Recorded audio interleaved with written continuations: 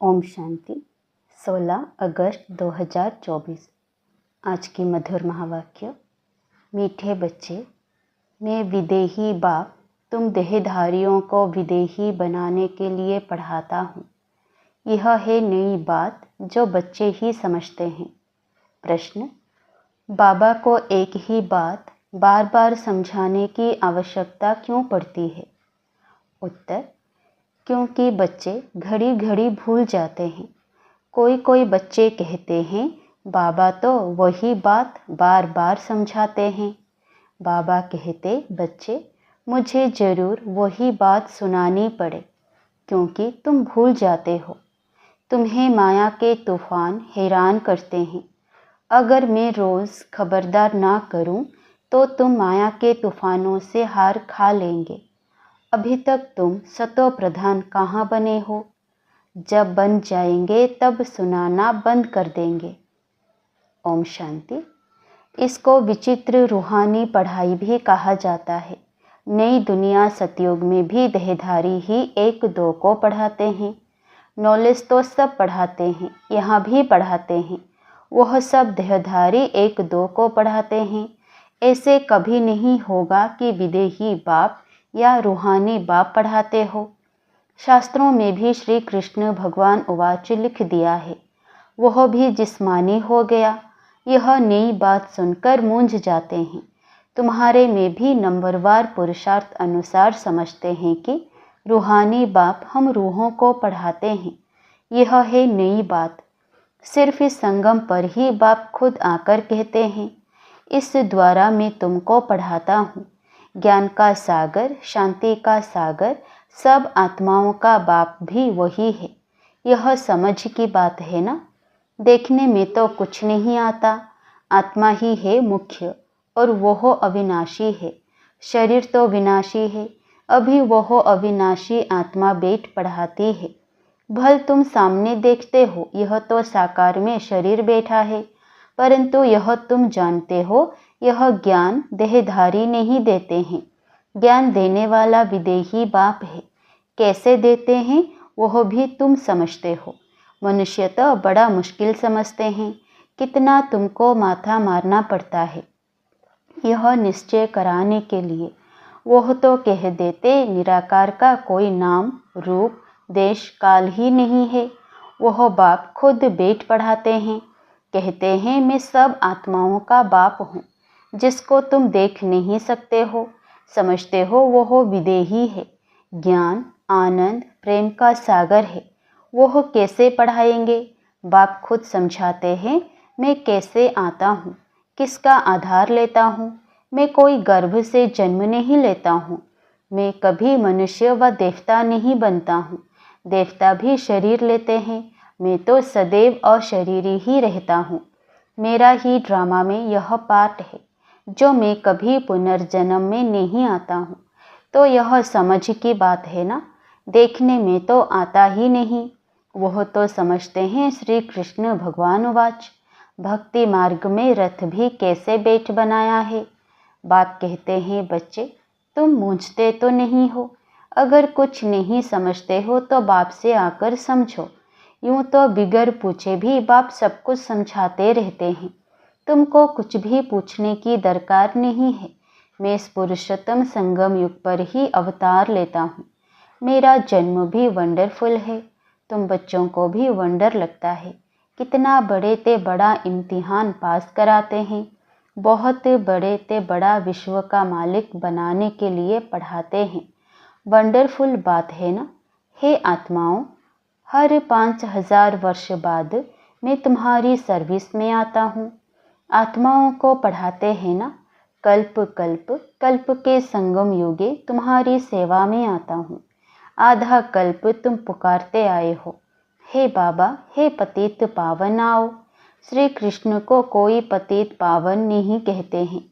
पतित पावन परम पिता परमात्मा को ही कहते हैं। तो बाबा को भी आना पड़ेगा पतितों को पावन बनाने। इसलिए कहा जाता है अकाल मूर्त सत्य बाबा, अकाल मूर्त सत्य टीचर, अकाल मूर्त सत्य गुरु। सिख लोगों के भी बहुत अच्छे स्लोगन हैं, परंतु उन्हों को यह पता नहीं है कि सतगुरु अकाल मूर्त आते कब हैं। यह भी गायन है, मनुष्य से देवता किए करत न लागी वार। कब आकर मनुष्य को देवता बनाते हैं, वही सर्व की सद्गति करने वाला है। यह तो पक्का निश्चय होना चाहिए। क्या आकर कहते हैं, सिर्फ कहते हैं मनमना भव, उसका अर्थ भी समझाते हैं और कोई भी अर्थ नहीं समझाते। तुमको सतगुरु अकाल मूर्त बेट समझाते हैं इस देह द्वारा कि अपने को आत्मा समझो।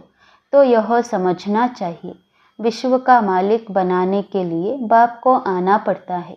तुम बच्चों की सेवा में समझाते हैं, हे रूहानी बच्चों, तुम सतो प्रधान थे, फिर तमो प्रधान बने। यह सृष्टि का चक्र फिरता है ना। पावन दुनिया इन देवताओं की ही थी, वह सब कहाँ गए, यह किसी को भी पता नहीं, मूंझे हुए हैं। बाप आकर तुमको समझदार बनाते हैं।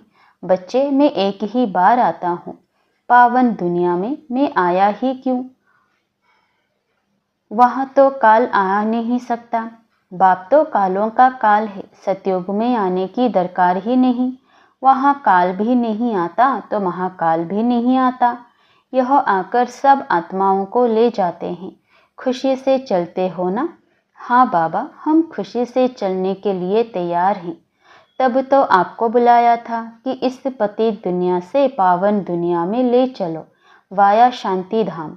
यह बातें घड़ी घड़ी भूल ना जाओ, परंतु माया दुश्मन खड़ी है, घड़ी घड़ी भुला देती है। मैं मास्टर सर्वशक्तिमान हूँ, तो माया भी शक्तिमान है। वह भी आधा कल्प तुम पर राज्य करती है, भुला देती है। इसलिए रोज़ रोज़ बाप को समझाना पड़ता है। रोज़ सुजाग ना करे तो माया बहुत नुकसान कर दे। खेल है पवित्र और अपवित्र का। अब बाप कहते हैं, अपने चलन सुधारने के लिए पवित्र बनो।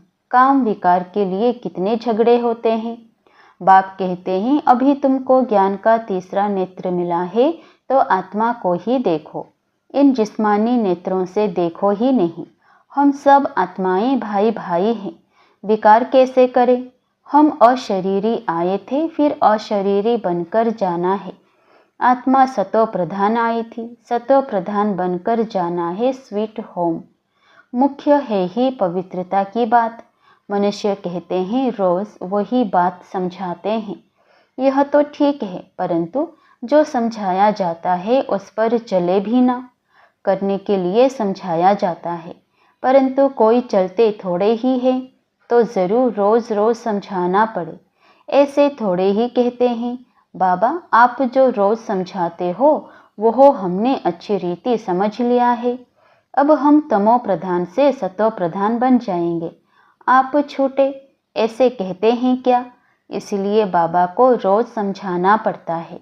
बात तो एक ही है, परंतु करते नहीं है ना। बाप को याद ही नहीं करते हैं। कहते हैं बाबा घड़ी घड़ी भूल जाते हैं। बाप को घड़ी घड़ी कहना पड़ता है याद दिलाने लिए।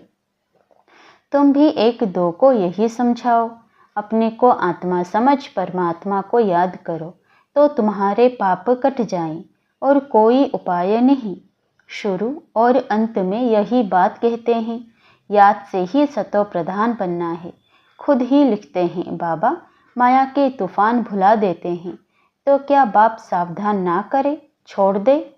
बाप जानते हैं नंबरवार पुरुषार्थ अनुसार हैं। जब तक सतो प्रधान नहीं बने हैं जा नहीं सकते हैं। लड़ाई का भी कनेक्शन है ना। लड़ाई लगेगी ही तब जब तुम नंबरवार पुरुषार्थ अनुसार सतो प्रधान बनेंगे। ज्ञान तो 1 सेकंड का है। बेहद के बाप को पाया, अब उनसे बेहद का सुख तब मिलेगा जब पवित्र बनेंगे। पुरुषार्थ अच्छी रीति करना है। कई तो कुछ भी समझते नहीं है। बाप को याद करने का अक्ल भी नहीं आता है। कभी यह पढ़ाई तो पढ़ी नहीं है। सारे चक्र में निराकार बाप से कोई पढ़ा नहीं है, तो यह नई बात है ना। बाप कहते हैं, मैं तो हर 5000 वर्ष बाद आता हूँ तुमको सतो प्रधान बनाने। जब तक सतो प्रधान नहीं बने हो तब तक यह पद पा नहीं सकेंगे। जैसे और पढ़ाई में फेल होते हैं, वैसे इसमें भी फेल होते हैं।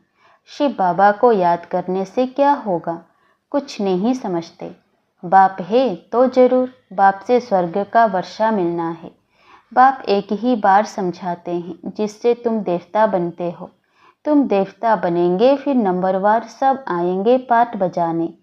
इतनी सब बातें बूढ़ियों आदि की बुद्धि में बैठ ना सके तो बाप कहते हैं अपने को आत्मा समझ बाप को याद करो। बस वही शिव बाबा सब आत्माओं का बाप है। शरीर का बाप तो हर एक का अपना अपना है। शिव बाबा तो है निराकार।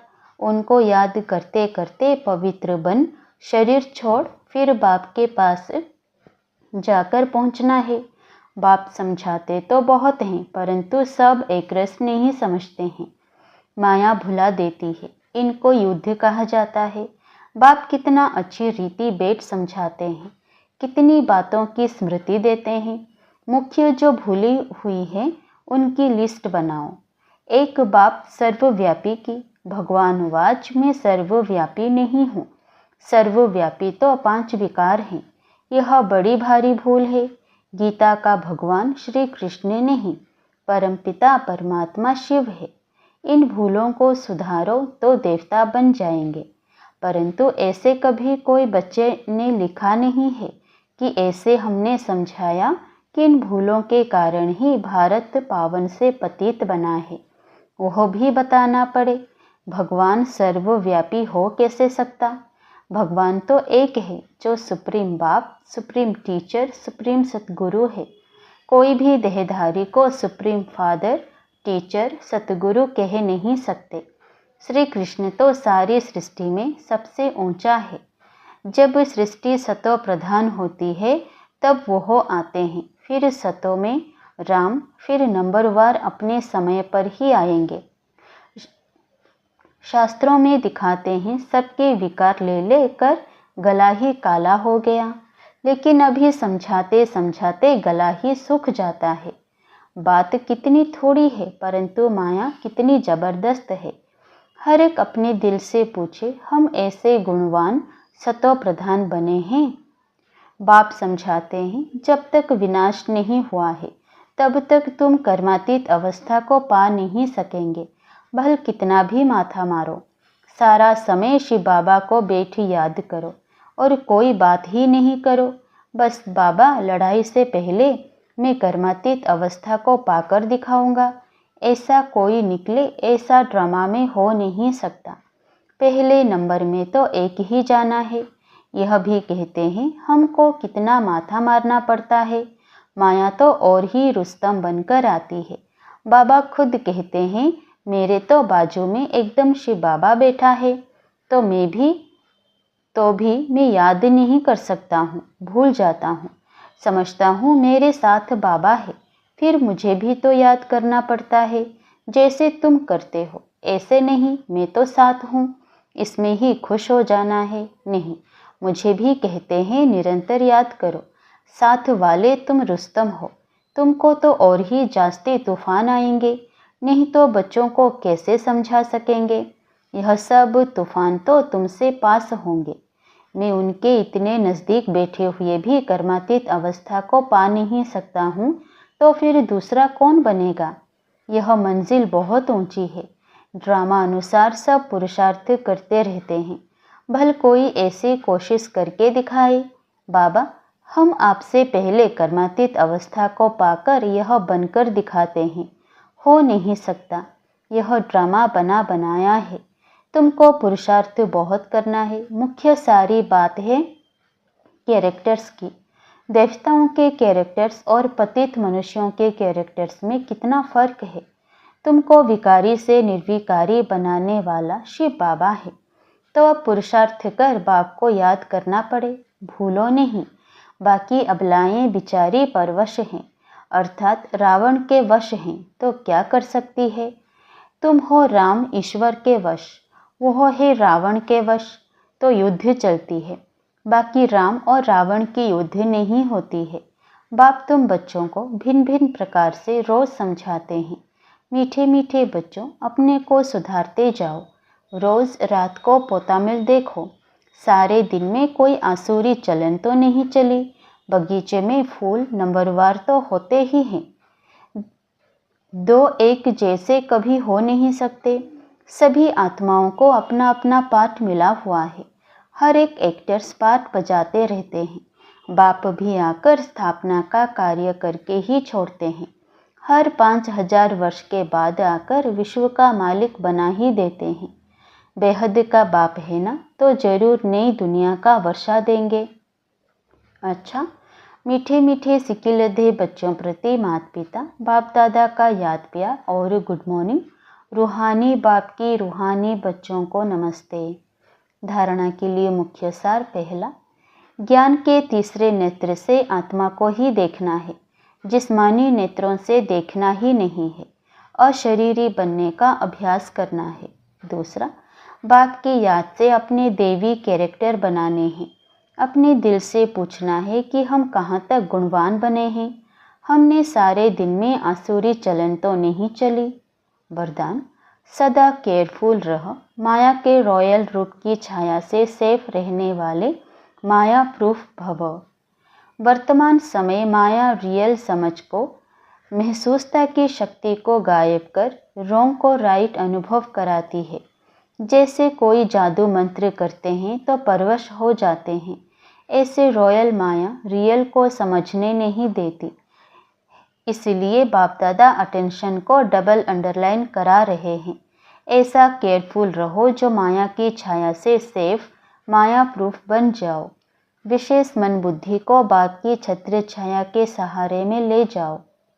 स्लोगन, जो सहज योगी हैं उनको देखकर दूसरों का भी योग सहज लग जाता है। जो सहज योगी हैं उनको देखकर दूसरों का भी योग सहज लग जाता है। ओम शांति।